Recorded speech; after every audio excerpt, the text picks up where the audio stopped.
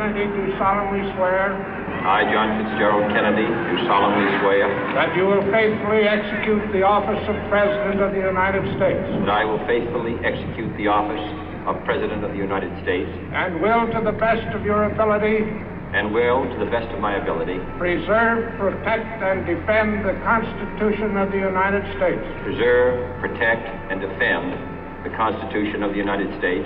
So help you God. So help me God.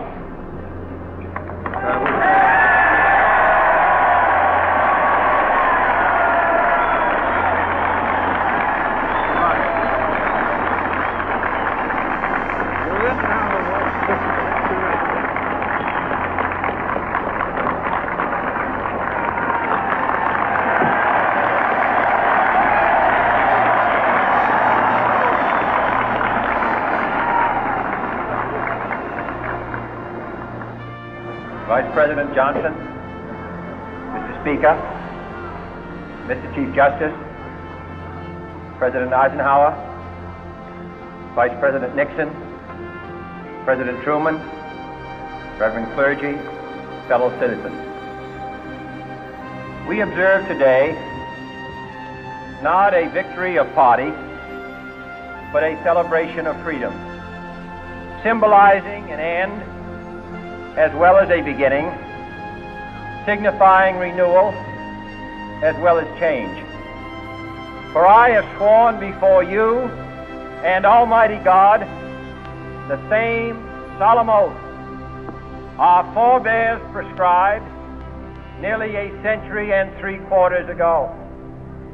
The world is very different now, for man holds in his mortal hands the power to abolish all forms of human poverty and all forms of human life. And yet the same revolutionary beliefs for which our forebears fought are still at issue around the globe.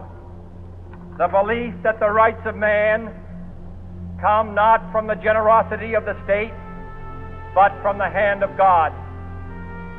We dare not forget today that we are the heirs of that first revolution.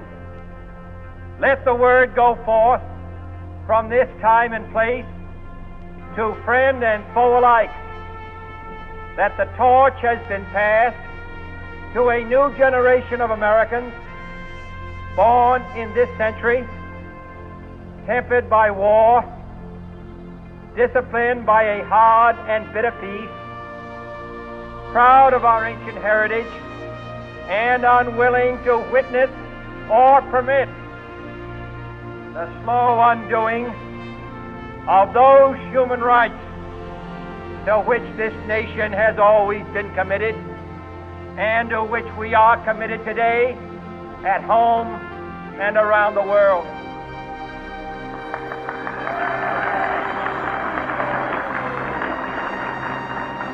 Let every nation know, whether it wishes us well or ill, that we shall pay any price, bear any burden, meet any hardship, support any friend, oppose any foe to assure the survival and the success of liberty.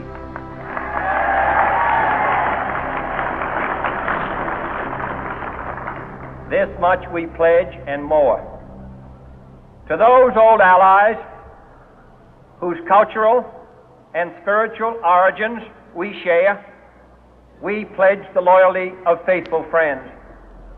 United, there is little we cannot do in a host of cooperative ventures.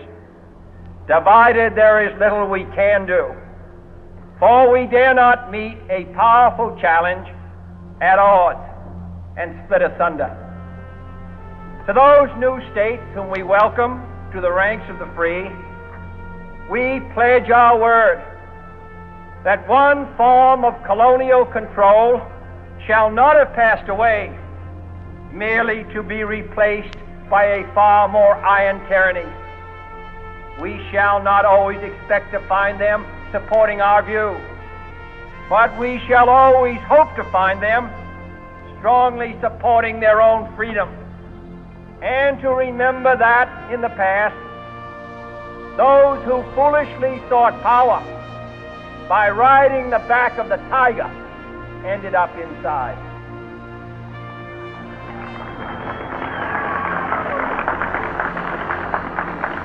To those people in the huts and villages of half the globe struggling to break the bonds of mass misery, we pledge our best efforts to help them help themselves for whatever period is required, not because the communists may be doing it, not because we seek their votes, but because it is right.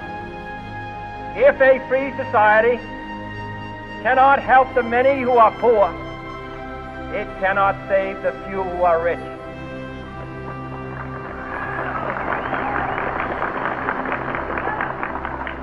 To our sister republics south of our border, we offer a special pledge to convert our good words into good deeds, in a new alliance for progress, to assist free men and free governments in casting off the chains of poverty. But this peaceful revolution of hope cannot become the prey of hostile powers. Let all our neighbors know that we shall join with them to oppose aggression or subversion anywhere in the Americas. And let every other power know that this hemisphere intends to remain the master of its own house.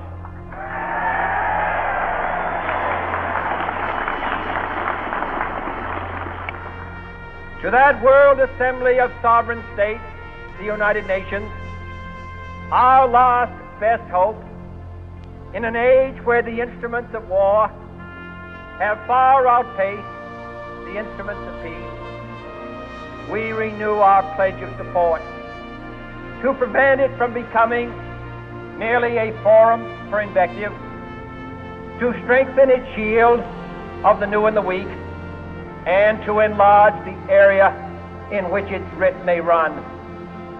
Finally, to those nations who would make themselves our adversary, we offer not a pledge, but a request that both sides begin anew the quest for peace.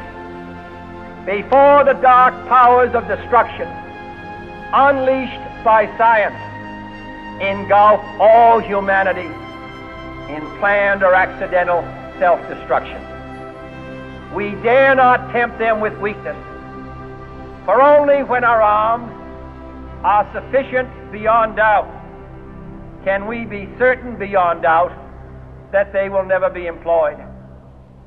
But neither can two great and powerful groups of nations take comfort from our present course, both sides overburdened by the cost of modern weapons, both rightly alarmed by the steady spread of the deadly atom, yet both racing to alter that uncertain balance of terror that stays the hand of mankind's final war.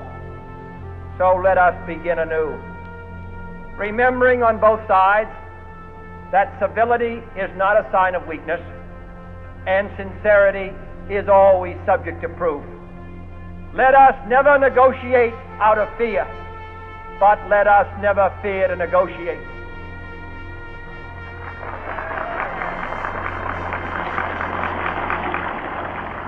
Let both sides explore what problems unite us, instead of belaboring those problems which divide us.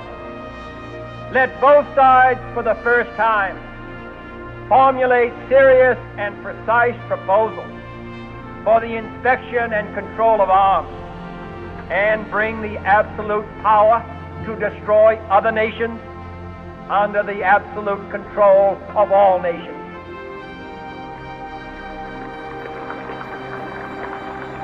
Let both sides seek to invoke the wonders of science instead of its terrors. Together, let us explore the stars, conquer the desert, eradicate disease, tap the ocean depths and encourage the arts and commerce. Let both sides unite to heed in all corners of the earth the command of Isaiah to undo the heavy burden and let the oppressed go free. And if a beachhead of cooperation may push back the jungle of suspicion, let both sides join in creating a new endeavor, not a new balance of power, but a new world of law, where the strong are just and the weak secure and the peace preserved. All this will not be finished in the first 100 days, nor will it be finished in the first 1,000 days, nor in the life of this administration, nor even perhaps in our lifetime on this planet. But let us begin.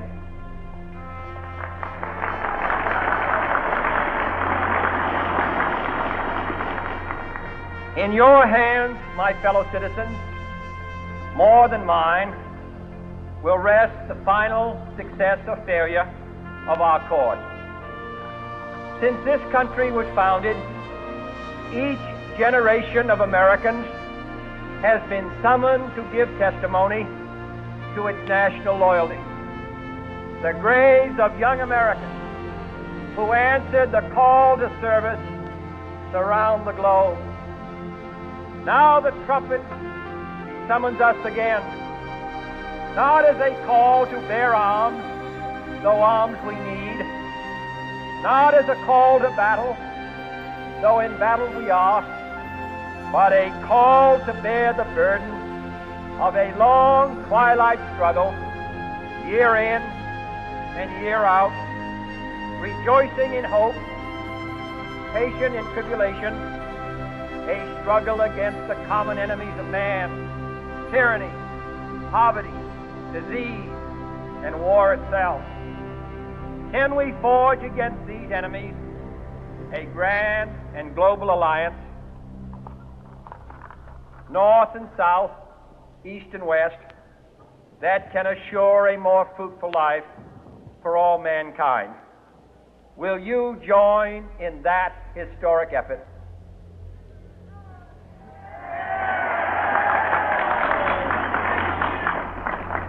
In the long history of the world, only a few generations have been granted the role of defending freedom in its hour of maximum danger. I do not shrink from this responsibility. I welcome it.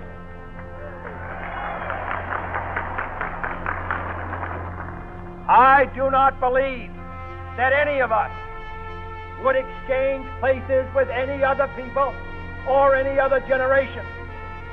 The energy, the faith, the devotion which we bring to this endeavor will light our country and all who serve it. And the glow from that fire can truly light the world. And so, my fellow Americans, ask not what your country can do for you. Ask what you can do for your country.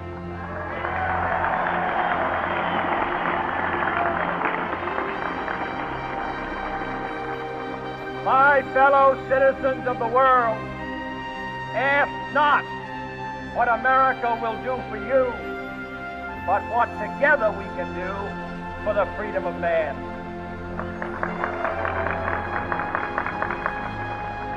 Finally, whether you are citizens of America or citizens of the world, ask of us here the same high standard of strength and sacrifice which we ask of you. With a good conscience, our only sure reward, with history the final judge of our deeds, let us go forth to lead the land we love, asking His blessing and His help, but knowing that here on earth God's work must truly be our own.